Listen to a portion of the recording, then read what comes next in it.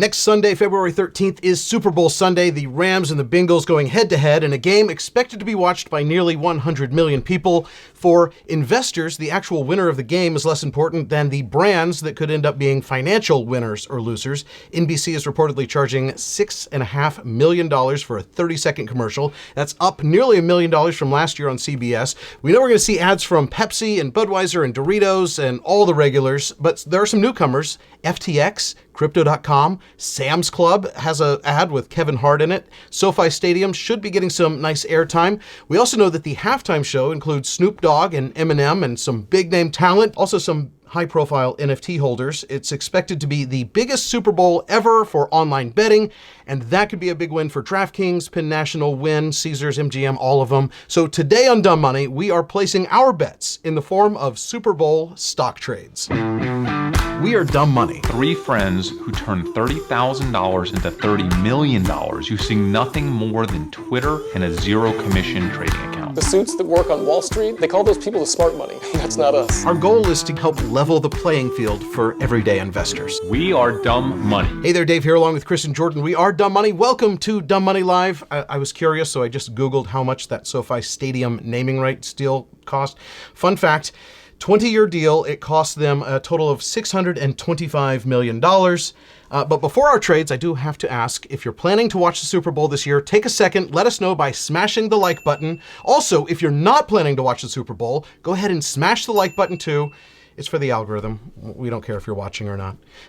If you have stock trade ideas or a company that you think we should watch or something that could be a winner or a loser, maybe one that we missed, drop that down in the comments. We still have more than a week until the game, so we're going to be watching the comments. Chris, Jordan, I have an unconventional trade for the Super Bowl. I'm still working through my thesis. It's all about being prepared to act based on how things unfold during the game on Sunday. What are you guys looking for?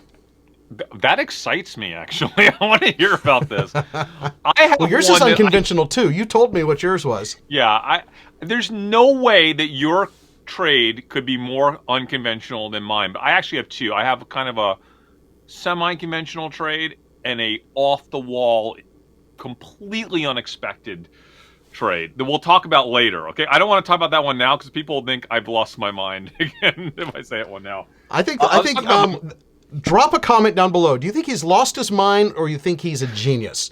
Genius or crazy man? Just let us know down in the comments. Wait till they hear about this. So something's wrong with me. Like I actually initiated that trade, Dave, during this last weekend's game, the Rams game. And I'm like, why am I not just enjoying this football game? Why do I have to do this? Why can't I just watch TV, enjoy the game for what it is? But no, my mind was racing and I was putting that trade on. I initiated it. I'm like, I'm going to put part of it on now and part of it I'll double, triple down during the Super Bowl, dependent upon how the Super Bowl goes. All right, so but my primary Super Bowl trade is one, and by the way, we're not financial advisors. These are just our ideas, our trades, poke holes in them, discuss them in our Discord, dumbmoney.tv/Discord, and let us know what your ideas are and make your own decisions. Talk to an advisor if you need to. But I think it's all about having a prepared mind, as you say, and just understanding that if this happens, this might also happen. And when I think about the Super Bowl, there's been a tremendous amount of buzz around NFTs in the Super Bowl. This is not an NFT trade, by the way. Not buying NFTs, at least. But lots of buzz about how this is the Super Bowl. We might have a Bored Ape get mentioned during halftime, right? We do have what I think could be one of the coolest Super Bowl halftime shows of all time. For us Gen Xers, this is about as big as it gets. Like I saw a funny TikTok, which is like just showing your kids, like, yeah, this is us. This halftime Super Bowl show, this is it. So I'm excited about it, and I hope that NFTs come off during the Super Bowl in a positive way.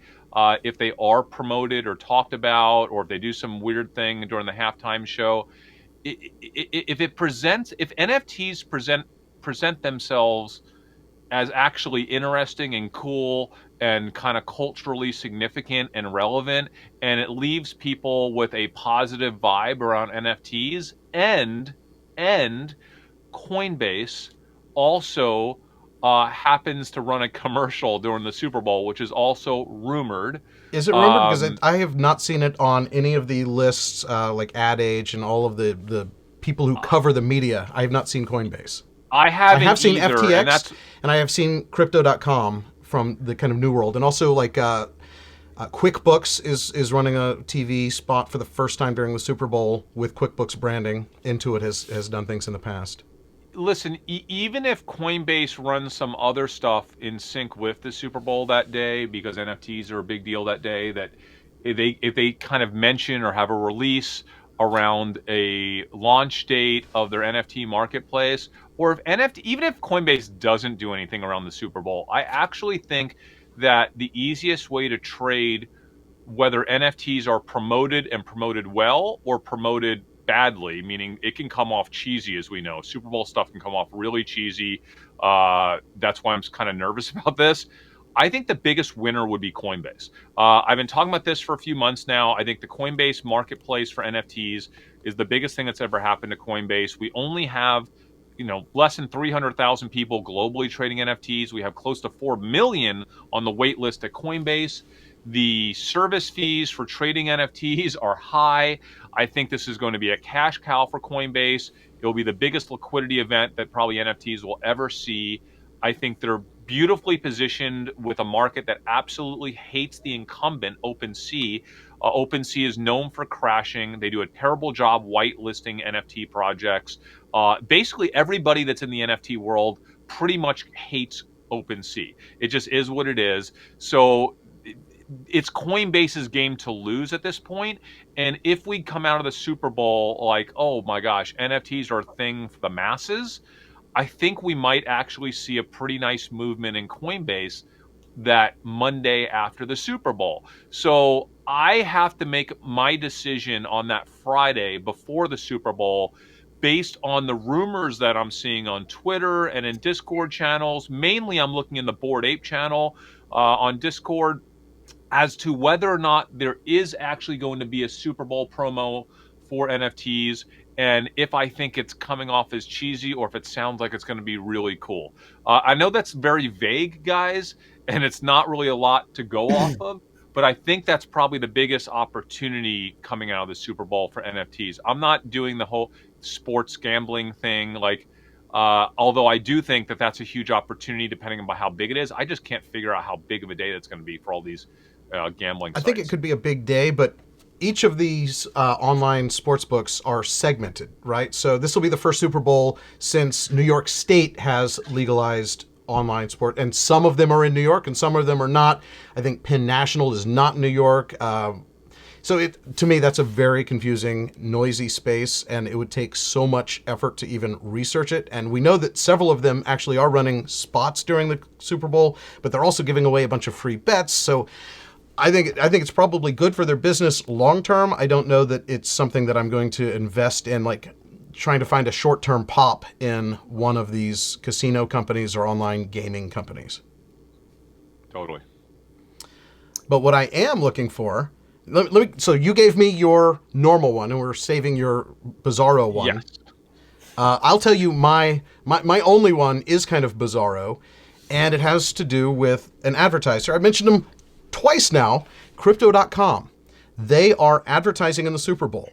They basically, when Matt Damon's commercial hit the airwaves, that was the peak of the market. And people are blaming Matt Damon for the crypto winter we're experiencing right now. But little known fact, when his commercial aired, Crypto.com coin actually went up a little bit. And then when they bought the naming rights to the Staples Center, Crypto.com shot up huge. So I actually got in the day I first recognized that Crypto.com commercial was Matt Damon, and this seems like, okay, this is now legitimizing Crypto.com for a new audience.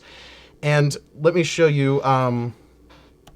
Before you show, can I just say, Dave, you're becoming such a good social arb trader in your own way.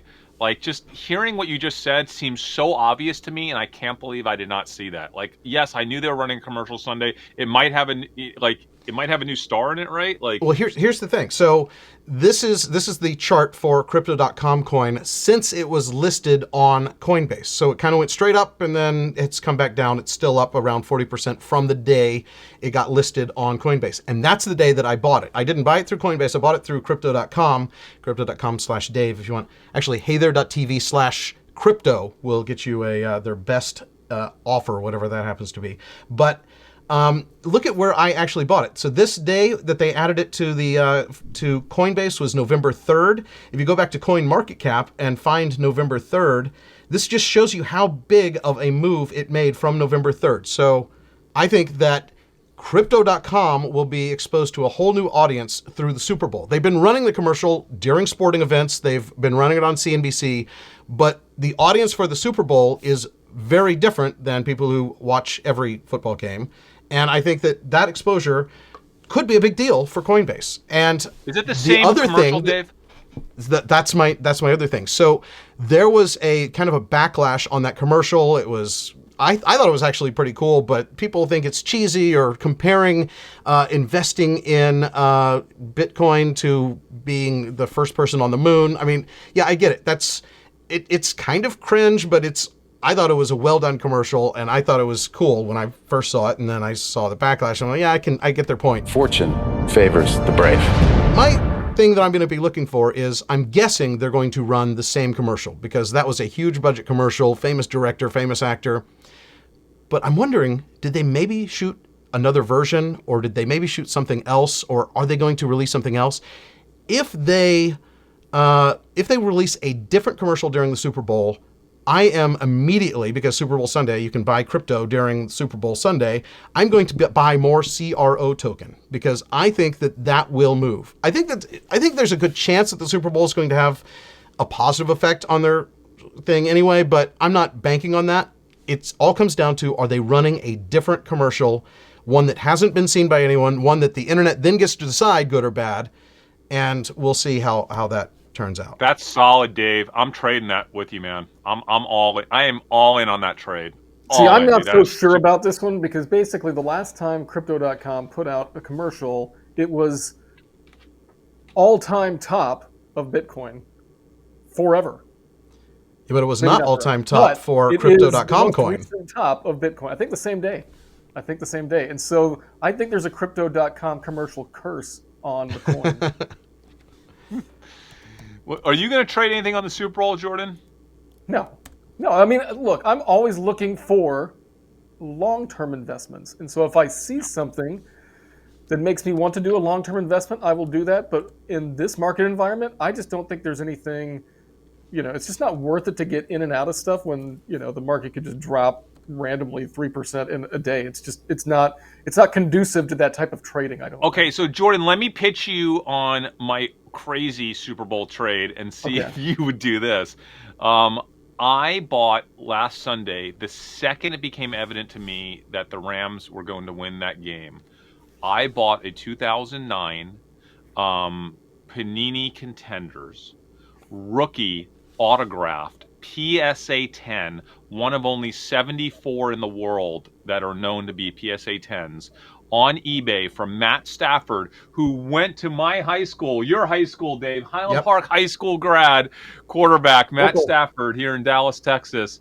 I bought his rookie card for $3,500, which I think is a steal. He is obviously known to be one of the most underrated quarterbacks in the NFL due to the fact that he spent a decade playing for the NFL's worst team and never had a chance to do anything. His first season playing for even a halfway decent team, he's going to the Super Bowl. Matt Stafford is so underrated, and if it looks like he is going to win this Super Bowl, if that becomes evident to me on Sunday, I know of at least 2 others, maybe 3 others that are PSA 10, 2009 autographed Panini Contenders Stafford rookie cards. PSA 10 is gem mint. It's the best. It's the cards that if you look at Tom Brady's Contender rookie card autograph PSA 10, they are selling in the millions of dollars. Not that Stafford's going to be a Tom Brady, okay? But some of these other big quarterbacks that have just won like 1 or 2 Super Bowls are trading deep in the 6-figure range for their PSA 10 rookie cards. This is one of the top 4 rookie cards of Matt Stafford. There's a couple others that are actually more rare because they're like numbered, 1 of 100. But I think the Contenders PSA 10, it's readily available. It's on eBay. I'm going to pick up maybe 1 more, maybe 2 more if it looks like he's going to win, if I can get them for under $5,000. Okay, So, I think that is. I have a couple of questions, and that sounds very interesting. I mean, your history of collecting cards, you've collected sports cards in your past. I get it. That's kind of fun. My question is, I haven't bought anything on eBay for 10 years. What happens if this seller, you send them the money and they don't send it to you, or they hold off on sending it to you until after the Super Bowl? Because it's almost like they got the money as a backup offer. Now. eBay is now, they're really competing heavily in this market for card trading. Okay. 99% sure I read before I did the purchase that eBay will guarantee that now that you're supposed to get exactly what they said you were going to get, or they guarantee. That's my interpretation. I didn't do deep research, but I believe I'm good. I'm so sorry, guys. I have a podcast with Tom Nash starting in 1 minute. I'm sorry. I just got to run. I got to go. All right. Well, I won't comment. Give us a thumbs up for Dave's social arbitrage, because I think that's the best, maybe the best one. But I think alternatively, and Jordan, you don't have a trade, because I don't want to have you leave. If I see something that makes me want to buy something long term, maybe. I actually really like Chris's oddball trade. I like the card. I think. Yes. All right. Yes. Look, if he were to win the Super Bowl, this could totally rewrite the storybook of kind of his NFL career, and I love that. I agree, Jordan. Thank you, Jordan. And it's uncorrelated to the stock market, too, right? Totally. Uncorrelated to the stock market. By the way, these cards, they will flip so fast. This card could be a $30,000 card a year from now. If Matt Stafford does well next year after winning the Super Bowl this year, looks like he might win a second. Dude, this card could be $250,000. Easy, I agree. Right? I think it's the smartest trade. $4,000. I love it. All right, thanks, guys. Well, I'm so sorry. I got to run. So there went Chris. It's amazing. Well, at least I know I have you, Jordan, and all of you at home. Thank you guys so much for watching. Follow us on Twitter. Follow me and Jordan especially, because Chris already has enough Twitter followers. At Dave Hansen, at Jordan_McLean. And that's it. We're Dumb Money. We have so many good shows for you next week that if you're not subscribed to the channel, make sure you do that. Make sure you ring the bell. I wouldn't be a YouTuber if I didn't say that. Jordan, do you have anything else to say? No. So that's it. I'm going to go play in the snow. We're Dumb Money. We will see you next week. Have a great weekend.